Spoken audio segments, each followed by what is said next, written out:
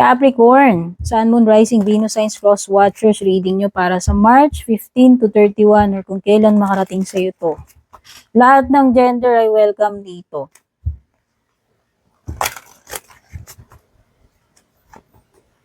Six of Pentacles, Taurus, Virgo, Capricorn energy, King of Wands, could be Leo or other fire sign. Full card, could be Aquarius. Sa bottom mo, Two of Cups, pwedeng Water, Cancer, Scorpio, Pisces. Ano? So, ito, this is it could be meeting someone. Pwedeng friend. Pwedeng business connection or romantic connection ito, nauusbong or madidevelop or pwedeng bagong makikilala. So, I think kung ano man itong bagong paparating sa'yo, magugustuhan mo to. Or makakasundo mo kung person yan.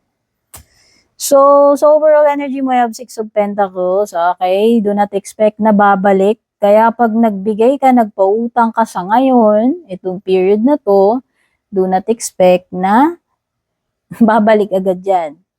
Kung meron kang ginawa, may pinag-investan ka, hindi guaranteed na babalik. Pwedeng unreciprocated yung magiging action mo rito. In love man yan or in general. Okay? Pwedeng hindi mag-return alam mo yun. So, anything na pwedeng hindi mai-return sa'yo. Pera man yan, energy, etc. Sa career mo maganda, King of Wands. Kasi ito yung card ng confidence, ito yung card ng success, si King of Wands. So, nakikita ko kung ano man yung gagawin mo, ano man yung nanaisin mo, for sure, makukuha mo yan. Magiging successful ka dyan, ma-accomplish mo yan. Okay?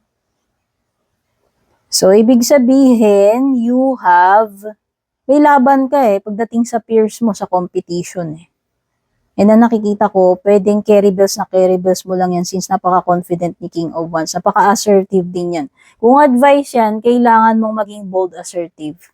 And kailangan confident ka sa mga gagawin mong kilos, no? Ngayon, pagdating sa love life mo, this is a new chapter. Pwedeng new beginning. Whether ito ay new person na magsisimula ka ng panibagong romance or pwedeng this is a rekindling kung magkakaroon man ng reconnection. Kasi magsisimula ng another cycle May mga andun yung mga possibilities dito sa connection na to.